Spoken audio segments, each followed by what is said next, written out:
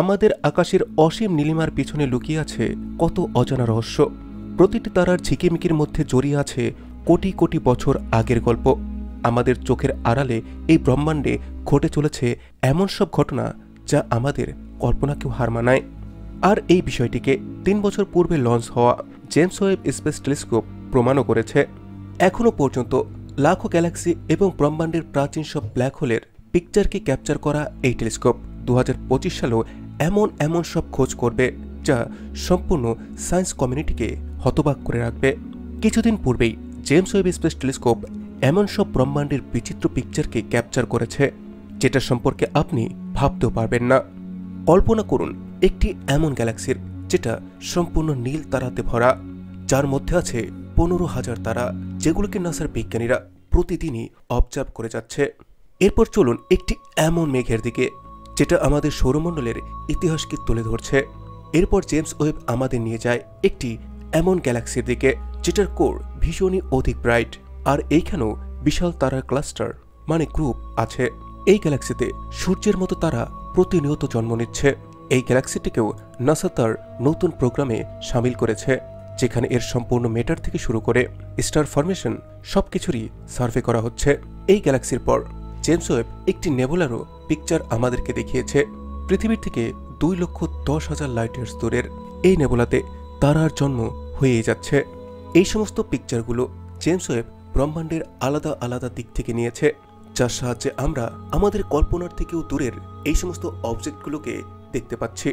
তো চলুন বন্ধুরা, আজকের এই ভিডিওতে আমরা এই সমস্ত অবজেক্টগুলোকেই আরও কাছ থেকে দেখব এবং জানব জেমস ওয়েব স্পেস টেলিস্কোপ 2025 সালে এই সমস্ত অবজেক্টগুলোকে নিয়ে কি অধ্যয়ন করতে পারে।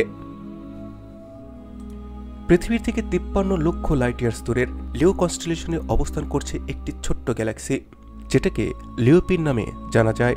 এটা আমাদের লোকাল গ্রুপের সবথেকে ছোট আর হালকা গ্যালাক্সির মধ্যে একটি। এর মধ্যে থাকা তারা এতটাই অধিক ফেন্ট যে এটাকে নর্মাল টেলিস্কোপ দ্বারাও আপনি দেখতে পাবেন না। রাতের আকাশে এটার উজ্জ্বলতা আমাদের সূর্যের থেকেও 4 লক্ষ গুণেরও অধিক কম।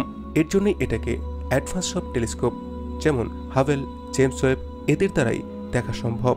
যদি আমরা এর লোকেশনের কথা বলি তাহলে বিজ্ঞানীরা এটাকে লোকাল গ্রুপের লাস্ট গ্যালাক্সি মনে করেন। লোকাল গ্রুপে আমাদের গ্যালাক্সি অ্যান্ড্রোমেডা আর ট্রায়াঙ্গুলাম গ্যালাক্সি সহকারে 54টি গ্যালাক্সি আছে, যার মধ্যে লিওপি গ্যালাক্সিও একটি। কিন্তু কিছু বিজ্ঞানী এমনটা মনে করেন পৃথিবী থেকে 53 লক্ষ লাইট ইয়ার্স দূরে থাকা এই গ্যালাক্সি লোকাল গ্রুপের বাউন্ডারির মধ্যে আসে না। এটা পাশে থাকা অন্য দ্বিতীয় একটি গ্যালাক্সি গ্রুপের অংশ। এই দ্বিতীয় গ্যালাক্সি গ্রুপকে অ্যান্টলিয়া সেক্সটেন্স গ্রুপ বলা হয়ে থাকে। এই গ্যালাক্সি গ্রুপটি লোকাল গ্রুপের সবথেকে কাছের একটি গ্রুপ। এইখানে অধিকাংশ ছোট আকারের ড্রফ গ্যালাক্সিকেই দেখা যায়, যেখানে আমাদের লোকাল গ্রুপের মধ্যে অ্যান্ড্রোমেডাই সবথেকে বড় একটি গ্যালাক্সি, যেটা প্রায় 2.5 লক্ষ লাইট ইয়ার্স জুড়ে ছড়িয়ে আছে। আর দ্বিতীয় গ্রুপের সবথেকে বড় গ্যালাক্সি হচ্ছে এনজেসি 3109, যেটা প্রায় 41,700 লাইট ইয়ার্স জুড়ে ছড়িয়ে আছে। এটা মিল্কি গ্যালাক্সির প্রায় অর্ধেক। যাই হোক, আপনি লিওপি গ্যালাক্সির তারাগুলোকে এইখানে দেখতে পাচ্ছেন, যেগুলো দেখতে নীল রঙের। এইখানে থাকা 15,000 তারাকে নাসার বিজ্ঞানীরা গভীরভাবে অধ্যয়ন করছেন এবং এগুলোর আলাদা একটি ডেটা তৈরি করছেন। এটার সাহায্যে বিজ্ঞানীরা এমনটাই জানার চেষ্টা করছে যে তারা কিভাবে তৈরি হয় এবং কিভাবে সে তার সম্পূর্ণ একটি জার্নিকে কমপ্লিট করে। এই ডেটা থেকে বিজ্ঞানীরা এটা জানতে পেরেছে লিওপিতে তারা 3টি ফেজের মধ্য দিয়ে গিয়েছে। প্রথম ফেজে তারা তৈরি হতে শুরু করে, তারপর একটি লম্বা ফেজ যেখানে তারা নির্মাণ প্রক্রিয়া অনেকটাই স্লো হয়ে যায়, আর এই দ্বিতীয় ফেজটি কয়েক বিলিয়ন বছর পর্যন্ত এই গ্যালাক্সির মধ্যে ছিল। তারপর তৃতীয় ফেজে ফের একবার তারার নির্মাণের প্রক্রিয়া শুরু হয়, আর এখন এই তৃতীয় ফেজ এই গ্যালাক্সির মধ্যে চলছে। জেমস ওয়েব এবং হাভেল এই দুটোর পিকচারের মধ্যেই এই গ্যালাক্সি আমরা নীল রঙের দেখতে পাচ্ছি। এর মধ্যে থাকা প্রায় সব তারাই নীল রঙের। এখন এমনটা কেন? এটার কারণ হিসেবে বিজ্ঞানীরা বলছেন এমনটা এই গ্যালাক্সির তৃতীয় ফেজের জন্য, যেখানে তারা লাগাতার জন্ম নিচ্ছে। নতুন এবং ভারী তারা যেগুলো এই গ্যালাক্সির মধ্যে আছে ওগুলো দেখতে ব্লু রঙেরই হবে। দ্বিতীয়ত, এই গ্যালাক্সির মধ্যে হেভি এলিমেন্টস অনেকটাই কম আছে। হাইড্রোজেন এবং হিলিয়াম ব্যতীত দ্বিতীয় এলিমেন্টস এখানে দেখা যায় না। হেভি এলিমেন্টস কম থাকার কারণে যে সমস্ত তারার জন্ম হচ্ছে সেগুলোকে মেটাল পোর স্টার বলা হয়ে থাকে। আর এই সমস্ত তারা দেখতে নীল রঙেরই হয়। আমাদের সূর্যে হাইড্রোজেন এবং হিলিয়াম ছাড়াও বেশ কিছু হেভি এলিমেন্টস আছে, এর কারণে আমরা সেটাকে ইয়েলো দেখি। অপরদিকে এই গ্যালাক্সির সবথেকে ভারী তারা, যেটার চারপাশে আমরা কিছুটা ধুলোর মেঘও দেখছি, ওটা একটি ও টাইপ স্টার। ও টাইপ স্টার সূর্যের থেকে কয়েক গুণ অধিক গরম আর ভারী হয়ে থাকে এবং সেগুলো দেখতে একদম নীল কালারের। এই তারাটির ম্যাস 22টি সূর্যের সমান। যাই হোক, লিওপির স্টেলার ম্যাস মানে সব তারার ম্যাস 5,60,000 সূর্যের সমান। আর এর মধ্যে থাকা ধুলো আর গ্যাসের মেঘের ম্যাস 8,10,000 সূর্যের সমান। অপরদিকে যদি আমরা এটার আকারের কথা বলি তাহলে এটা আমাদের মিল্কি ওয়ে গ্যালাক্সির থেকেও 50 গুণ অধিক ছোট। লিওপি গ্যালাক্সি আমাদেরকে স্টার ফরমেশন এবং ডোয়ার্ফ গ্যালাক্সির সম্পর্কে ধারণা দেয়। বিজ্ঞানের ভবিষ্যতে এই গ্যালাক্সিকে নিয়ে আরও অধিক অধ্যয়ন করবে এবং অনেক অজানা তথ্য অনুসন্ধান করবে, যেটা আমাদেরকে স্পেসকে বুঝতে আরও অধিক সাহায্য করবে। লিওপির পর জেমস ওয়েব টেলিস্কোপ আমাদের নিয়ে যাচ্ছে এমন একটি গ্যালাক্সির দিকে যেটার কোর মানে সেন্টার ভীষণই অধিক ব্রাইট। পৃথিবীর থেকে 7,60,00,000 লাইট ইয়ার্স দূরে এই গ্যালাক্সিটির নাম হচ্ছে NGC 2566 আর এটা একটি স্পাইরাল গ্যালাক্সি। এই গ্যালাক্সিকে প্রথমবার সাল 1785-তে উইলিয়াম হার্শেল খুঁজে পেয়েছিলেন। তখন থেকে শুরু করে এখনও পর্যন্ত এই গ্যালাক্সিকে নিয়ে অধ্যয়ন হয়ে আসছে। যেহেতু এই গ্যালাক্সিটির কোর ভীষণই অধিক ব্রাইট, তাই টেলিস্কোপ দ্বারা এই গ্যালাক্সিকে সহজেই দেখা যায়। 18 ডিসেম্বর 2024-এ ওয়েব টেলিস্কোপ এবং হাভেল টেলিস্কোপ এই গ্যালাক্সিটির ইমেজ রিলিজ করে, যেটাকে আপনারা আপনার স্ক্রিনে দেখতে পাচ্ছেন। এটা হাভেল টেলিস্কোপ দ্বারা ক্যাপচার করা একটি পিকচার, যেখানে আপনি এই গ্যালাক্সির স্ট্রাকচার এবং আকারকে সহজেই দেখতে পাচ্ছেন। এখানে আপনি গ্যালাক্সির সেন্টার থেকে তারার দুটি লাইন বের হতে দেখতে পাচ্ছেন, যার পরে গ্যালাক্সির দুটি স্পাইরাল আর্মও বের হচ্ছে। যদি আপনি ভালো করে খেয়াল করেন তাহলে এটা পৃথিবীর থেকে কিছুটা ঝুঁকে আছে এমন মনে হচ্ছে, যার কারণে এটার আকার কিছুটা বাদামের মতো লাগে। আর আপনি যদি আরও ভালোভাবে খেয়াল করেন তাহলে আপনার এমন মনে হতে পারে এটা আমাদের ব্রহ্মাণ্ডের একটি চোখ। নাসা, হাভেল এবং জেমস ওয়েব দুটি টেলিস্কোপ দ্বারাই এই গ্যালাক্সিটির পিকচার নিয়েছে। হাভেল থেকে অপটিক্যাল ইমেজ যেমনটা আমরা আমাদের চোখ দিয়ে দেখে থাকি এমন নিয়েছে, আর জেমস ওয়েব দ্বারা মিড ইনফ্রারেড ওয়েভলেন্থ দ্বারা নিয়েছে, যেখানে ধুলোর মেঘকে সরিয়ে এই গ্যালাক্সির স্পাইরাল আর্ম, স্টার আর সেন্টারকে আমরা সহজেই দেখতে পাচ্ছি। হাভেল দ্বারা নেওয়া পিকচার থেকে আমরা এই গ্যালাক্সির ওই সমস্ত স্টারের সম্পর্কে জানতে পারি যেগুলো মাত্র কয়েক লক্ষ বছর পূর্বেই জন্ম নিয়েছে। এই নতুন তারা অধিক সময় ভিজিবল আর আল্ট্রাভায়োলেট ওয়েভলেন্থে অধিক ব্রাইট দেখায়, আর হাভেল এই দুটি ওয়েভলেন্থের জন্যই তৈরি করা হয়েছিল। তাহলে আমরা বুঝলাম হাভেল দ্বারা আমরা নতুন জন্ম নেওয়া তারাকে ভীষণই ডিটেলের সাথে অধ্যয়ন করতে পারি।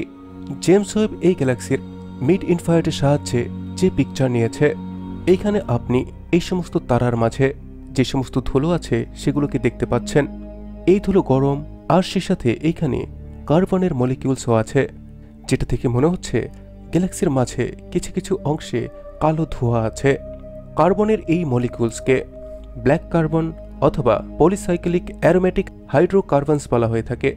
এটার সাথে সাথে জেমস ওয়েব এই গ্যালাক্সির মেরি এবং নিয়ার ইনফ্রারেড ওয়েভলেন্থ ইমেজকে কম্বাইন করেছে আর এই ইমেজটি তৈরি করেছে, যেটা এখন আপনার স্ক্রিনে আছে। এই পিকচারটির মধ্যে আপনি গ্যালাক্সির তারাগুলোকে ধুলোর মধ্যে লুকিয়ে থাকার পরেও দেখতে পাচ্ছেন। এটার সাথে সাথে হাভেল এবং জেমস ওয়েব ছাড়াও পৃথিবীতে থাকা রেডিও টেলিস্কোপের সাহায্যেও লাগাতার এই গ্যালাক্সিকে অবজার্ভ করা হচ্ছে। এই গ্যালাক্সির সাহায্যে নাসা এবং অন্যান্য সব বিজ্ঞানীরা ভবিষ্যতে তারার জন্ম, গ্যালাক্সির শেপ এবং আকারকে আরও অধিক ভালোভাবে বুঝতে পারবে। এরপর জেমস ওয়েব আমাদেরকে নিয়ে যায় আমাদের মিল্কি ওয়ে গ্যালাক্সির শেষের দিকে, যেখানে একটি এমন মেঘ আছে যেখানে বেশ কয়েকটি তারা একটি গ্রুপের মধ্যে আছে, আর এই কারণে এগুলোকে স্টার ক্লাস্টার বলা হয়ে থাকে। এইখানে বেশ কিছু তারার জন্ম হতেও আপনি দেখতে পাবেন। আমাদের গ্যালাক্সির সেন্টার থেকে প্রায় 58,000 লাইট ইয়ার্স দূরে অবস্থান করছে ডাইজেল ক্লাউড 25, যেটা একটি বিশাল আকারের স্টার ক্লাস্টার। এইখানে আপনি নতুন জন্ম নেওয়া শিশু তারাও দেখতে পাবেন, যেখান থেকে লাগাতার এমন সব জেট বের হয় যেটা তারার দুটো পোলস মানে উপর আর নিচ থেকে বের হয়। এটা তখন রিলিজ হয় যখন তারার স্ট্রং ম্যাগনেটিক ফিল্ডের সাথে গ্যাস এবং ধুলোর সংঘর্ষ হয়।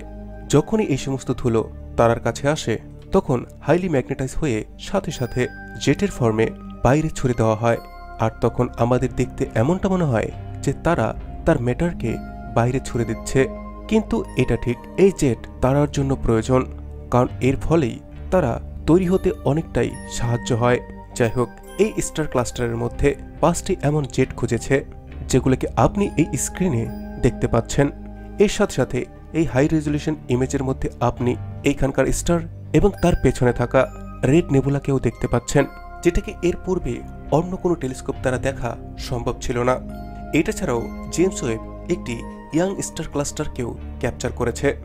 এই স্টার ক্লাস্টারটি আমাদের প্রতিবেশী স্টার ম্যাগেলনিক ক্লাউডের মধ্যে অবস্থান করছে।